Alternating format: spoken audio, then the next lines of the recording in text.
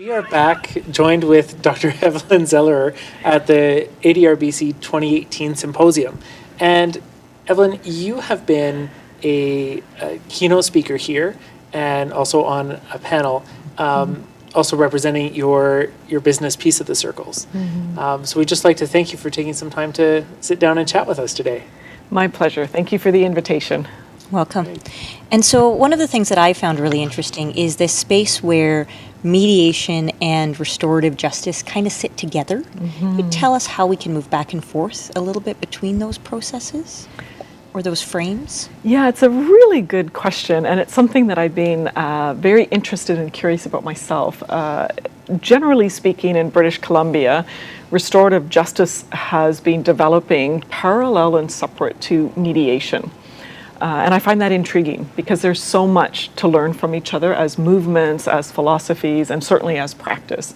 Both fields are in the area of conflict resolution and dispute resolution, but very different processes, yet also some similarities. And I found it intriguing when I was in Europe. I went to the first restorative justice conference many years ago, and there it wasn't separate and parallel, it was completely together.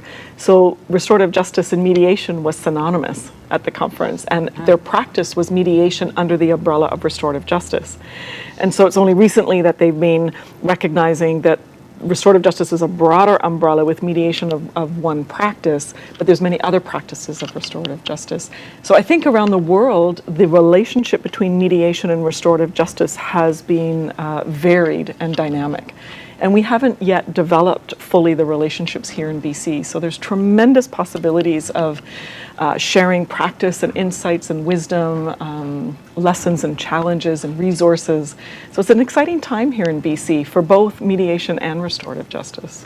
Well, and as somebody big in this field who's coming to a conference like this, which typically is dealing with people that are on the conflict resolution side and mediation side rather than the restorative justice, what are you hoping to bring to this community for us to know and hopefully engage a little bit more thoughtfully with the restorative justice community?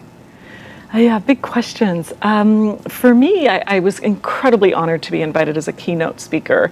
And I know that the organizers, and I give huge applause and hands up to the organizers for very consciously broadening the scope of this conference and broadening the diversity of their organization to specifically invite others from outside of arbitration and mediation to join in the conversation about dispute resolution.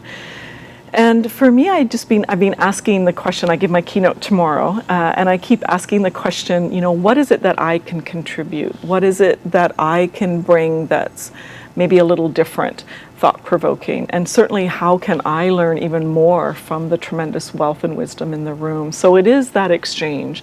And I think it's a lot about building relations and building bridges and getting to know what we're doing in the field. It's a huge field, oh my gosh. And it's maybe a little fragmented, it's a little confusing for a lot of people. What is arbitration, what is mediation, what is restorative justice? These are huge concepts. And so it's for us to grapple with these concepts and grapple with umbrella terms and really respectfully engage with one another and do that learning together of what else is possible. And that's the tagline that I added for my talk. It's my favorite question, what else is possible?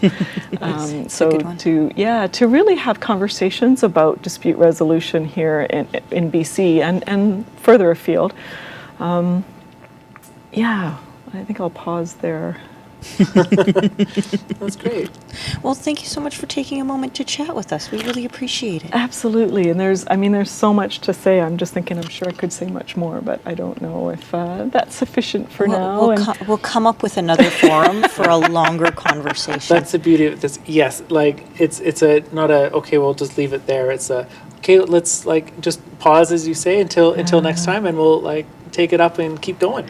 Well, yeah, and that's exactly the point. It's a long-term conversation. It's not a one-off. There's no one easy answer. Much as we might want to say, okay, this is the definition, this is the answer, this is the process, that's not how it works. You know, conflict is messy. Humans are messy. And this is, for me, a lifelong journey of learning and contributing and growing. And so it is a lifelong conversation. And we have many conversations to have to, again, build those relations and understanding across our fields and our domains. And I do want to add, you know, because I've said mediation and restorative justice, again, it gets a little confusing, but I also want to honor that we have mediation within restorative justice.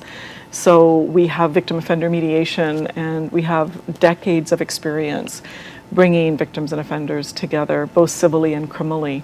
And so there is a natural fit. There isn't a separation, and I think any separation is the lie. Any separation is what we're meant to look at and overcome, because I think we're just naturally interdependent and, yes, diverse and different, thank goodness, but there isn't meant to be competition or separation, you know.